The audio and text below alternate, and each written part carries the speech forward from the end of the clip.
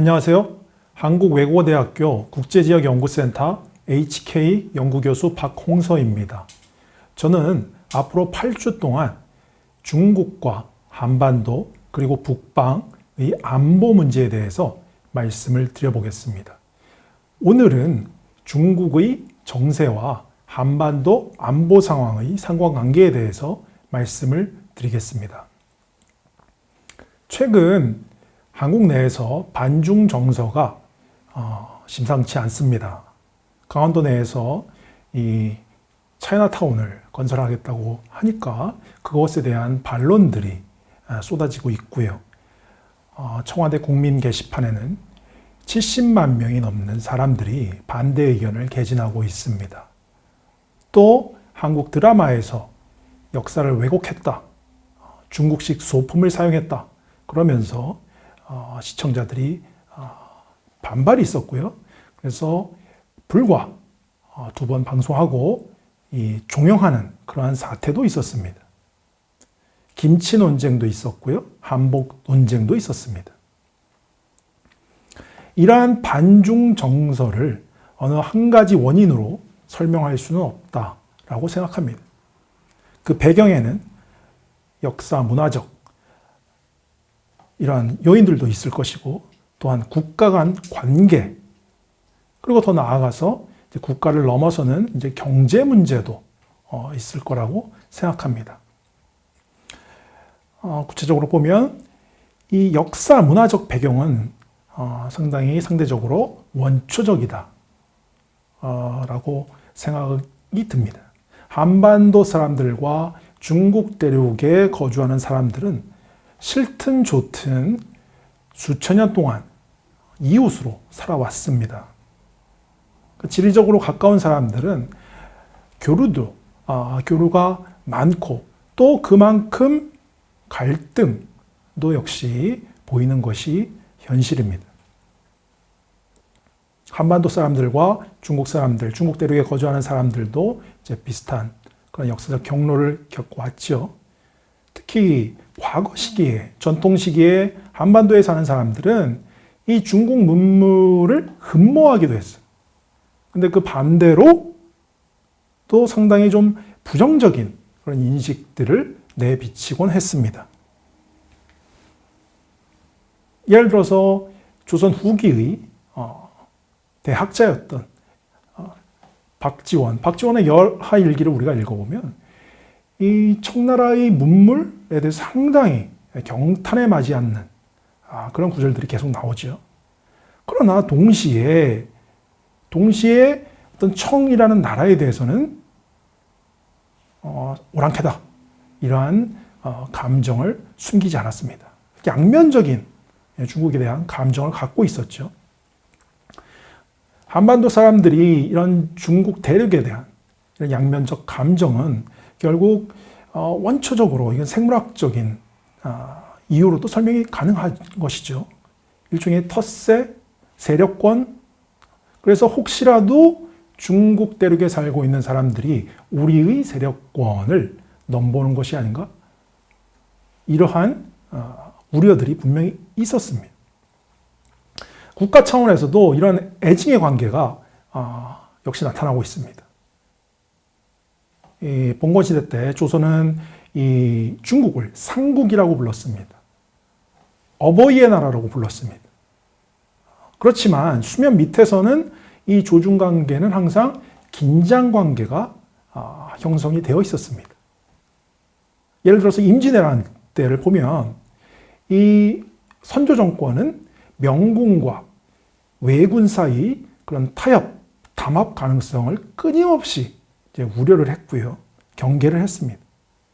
정묘란 직전에 광해군 정권은 당시 명나라가 계속해서 파병을 요구했지만 광해군은 조선의 상황이 열악하다 이런 이유를 대면서 명의 파병 요청을 거부하는 이런 행태를 보였고요. 결국 그러나 1621년 심화전투에 조선군을 보내면서도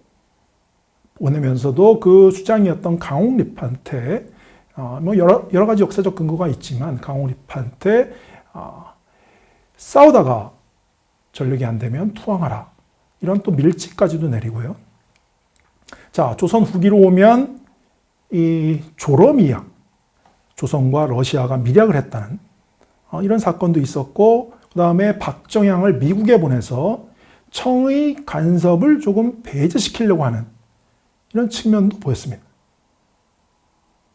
현재도 좀 다르지 않죠. 이 국가 간의 애증의 관계는 북중 관계를 놓고 보면 북중 관계는 혈맹 관계입니다. 동맹 관계입니다. 그럼에도 불구하고 중국은 유엔의 대북 제재에 찬성하고 있습니다. 한중 관계 역시도 마찬가지입니다.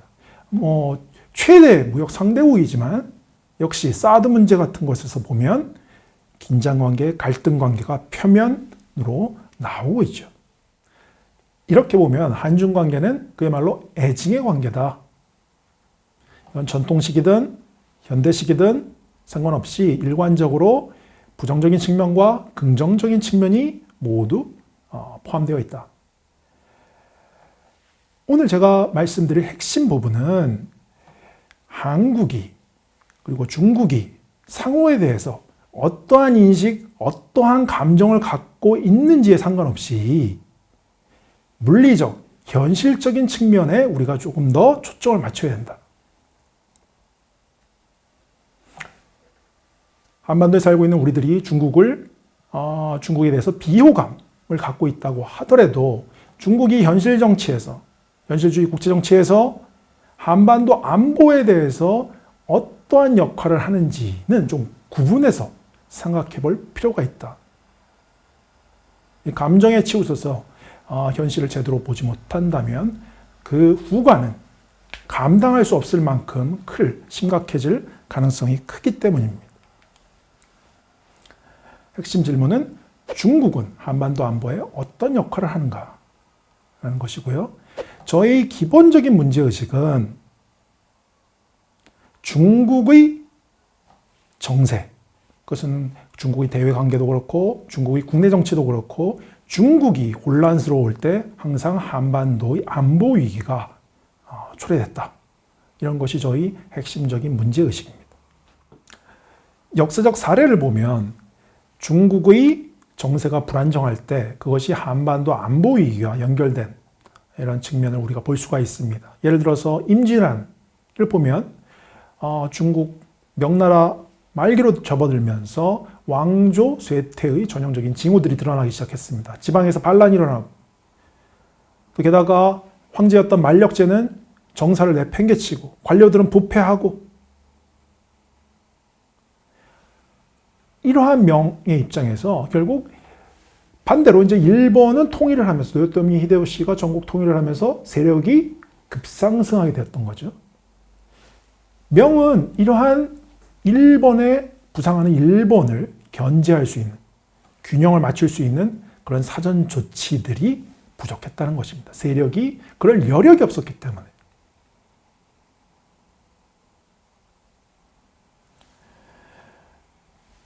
동서고금 어떠한 전쟁도 마찬가지입니다. 전쟁의 원인은 너무나 많습니다. 삼라만상 너무나 수많은 원인들이 있지만 문제는 전쟁의 원인이 많다는 것과 전쟁이 실제로 일어날 수 없느냐는 별개의 문제다. 전쟁이 일어날 수 있는 것은 힘이 있어야 돼요, 기본적으로. 그래서 힘은 필요 조건입니다.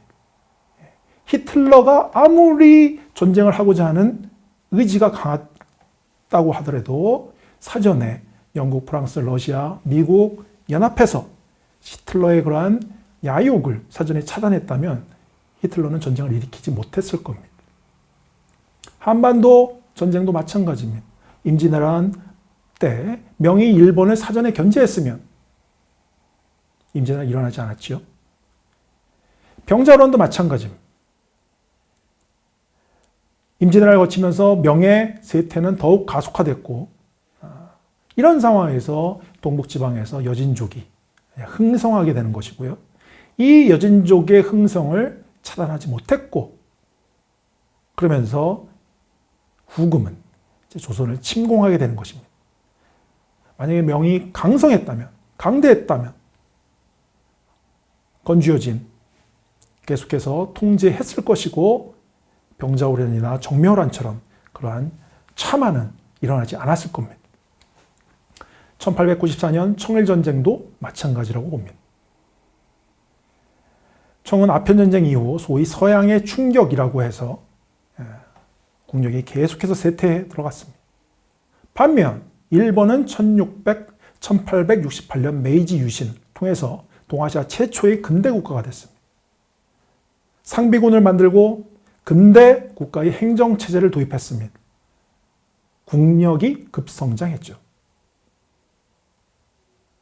이런 상황에서 일본은 대륙으로 세력을 팽창했고 그 한가운데 있는 조선을 식민지로 만들게 되는 겁니다. 마찬가지로 중국, 청이 건재했다면 일본의 그런 세력 팽창을 사전에 차단할 수 있었을 것이다. 이런 현실적인 해석이 가능하고요. 1950년 한국전쟁도 동일한 연속선상에 있다. 저는 그렇게 생각을 합니다. 중화인민공화국 1949년에 수립이 됐습니다. 여전히 혼란스러웠고요. 신중국은 건립됐지만 내지에는 국민당 잔존 세력들이 있었고 아직 곤란한 상황이었습니다. 이런 상황에서 중국은 스탈린의 소련에 의존할 수밖에 없었고 스탈린은 한국 전쟁을 활용해서 미국과 중국 관계를 이간시키려고 하는 그러한 전술을 수행했던 것이죠. 만약에 중국이 어떤 스탈린의 그러한 압력, 참전 압력 이런 것들을 거부할 수 있을 만큼 강했다면 한국전쟁에서 중국의 참전이 과연 가능했겠는가 여기 좀 의문점을 짚고 싶습니다. 국제정치학에 패권 안정이론이라는 그러한 논리가 있습니다. 하나의 패권 국가들은 중심이 돼서 그 주변의 국제관계의 안정을 보장하고 담보한다. 그런 내용인데요. 당연한 논리 전개입니다. 패권 국가는 이 현상 유지를 할 때 그 패권 국가의 이익이 가장 확실하게 확보가 되기 때문에 동서고금 어떤 패권 국가라도 국제정치 안정을 추구하게 되는 것이죠. 중국과 한반도의 역사, 수천 년의 역사를 놓고 보면 역시 이런 패권 안정이라는 논리를 대입할 수 있지 않을까? 저는 이제 그렇게 생각을 해봅니다. 자, 이제 현재로 와서요. 북핵 문제에 대해서 말씀을 드리면 북핵 문제도 크게 달라지지 않았다고 봅니다. 중국은 한반도 문제, 북핵 문제에 대해서 일관적으로 한반도 안정을 강조하고 있습니다. 북핵 문제에 대해서 중국의 입장은 크게 두 가지인데요. 한반도 비핵화와 한반도 안정입니다. 근데 제가 생각하기에 이 두 개 중에 한 가지를 선택해라 라고 했을 때 중국은 한반도 안정을 선택할 것이다. 왜? 한반도 안정이 무너진다면, 다시 말해서 한반도에서 안보 위기, 전쟁이 다시 일어난다면 중국의 최대 국가 목표라고 할 수 있는 경제 발전이 위험에 빠질 수밖에 없기 때문입니다. 그것은 연쇄 반응을 일으켜서 중국 공산당 일당 영도의 기본적인 토대, 중국 공산당의 일당 지배를 정당화하는 그런 경제적 토대를 허물어뜨리기 때문에 중국은 거시적으로 한반도 안정을 최고의 전제로 상정할 수밖에 없는 것이죠. 특히 현재 그 중국과 미국의 경제 관계가 상당히 밀접하죠. 중국의 지난 40년 동안의 개혁 개방이라는 것은 미국 경제권, 그러니까 미국의 달러 패권 체제에 올라타서 성장한 측면이 있습니다. 현금 부자는 됐지만 그만큼 미국에 대해서 취약해진 겁니다. 근데 만약에 한반도에 전쟁이 일어나서 미국과 다시 한번 충돌을 한다? 그렇게 되면 그것은 중국한테 최악의 시나리오. 당연히 중국 지도부는 이러한 상황을 차단해야 될 그런 필요성이 있는 것이죠. 결국 중국은 북핵 문제가 전쟁 상황으로 이어지지만 않는다면, 다시 말해서 북핵이 적절히 통제하고 관리될 수만 있다면 북핵은 암묵적으로 용인하면서 그보다 상위의 가치, 최고의 가치는 한반도 안정이다. 그것은 여러 가지 사실관계에서 우리가 파악할 수 있을 것 같고요. 그래서 이런 맥락에서 중국은 북핵 문제를 둘러싸고 누가 더 위협적인 행동을 하느냐, 그것은 상황에 따라서 달라진다. 그 위협 주체는 미국이 될 수도 있고 북한이 될 수도 있습니다. 그래서 북한이 핵실험을 하고 장거리 미사일을 날리고 그 직후에는 중국은 미국과 협력해서 유엔 대북 제재 찬성을 합니다. 그러나 그 과정에서 이제 미국이 그 대응으로서 전략 자산을 띄우고 북한을 압박해 들어가는, 또 그 타이밍에서는 중국은 미국의 자제를 요구하는 것이죠. 위협의 주체가 누구냐에 따라서 중국의 대응은 달라지는데, 구체적인 예를 말씀을 드려보겠습니다. 2017년에 한반도 위기가 고조됐을 때 중국은 미국과 북한 급변 사태에 대한 협의까지도 했습니다.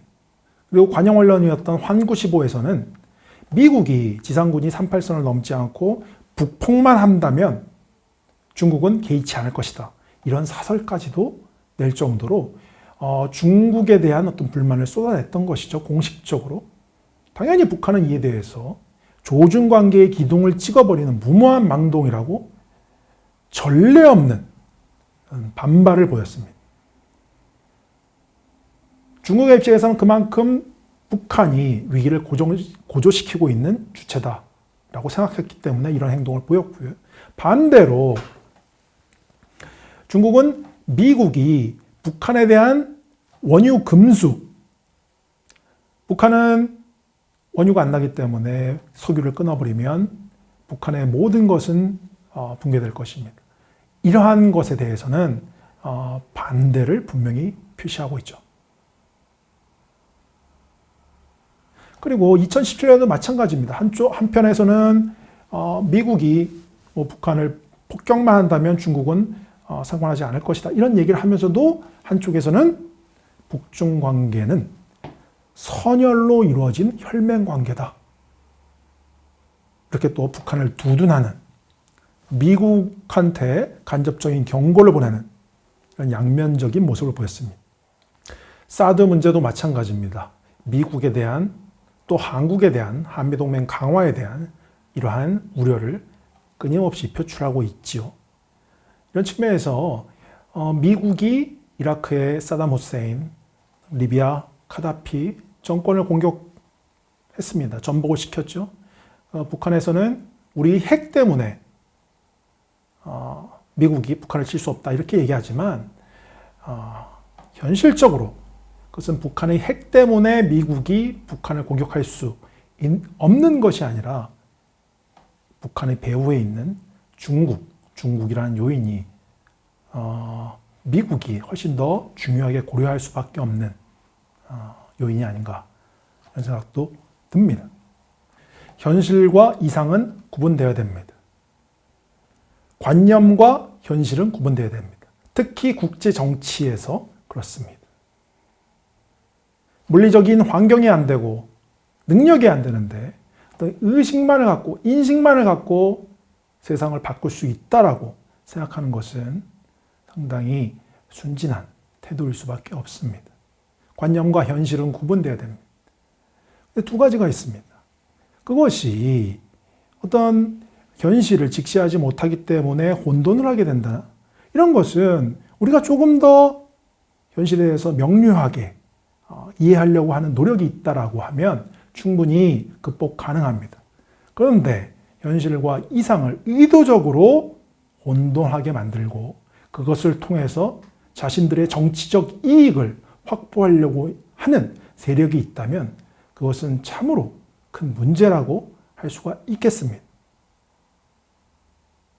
관념을 갖고 현실을 재단하고 포장하고 그 결과는 아주 국가 이익, 그리고 한반도에 살고 있는 사람들의 이익에 아주 심각한 해악이 될 수가 있습니다. 우리 사회에서 그러한 세력들이 혹시 없지 않는지 우리들은 경계를 하고 고민해 봐야 될 필요성이 있다. 저는 그렇게 생각합니다. 오늘은 여기까지 하겠습니다. 다음 시간에 또 좋은 소재로 말씀을 드리겠습니다. 감사합니다.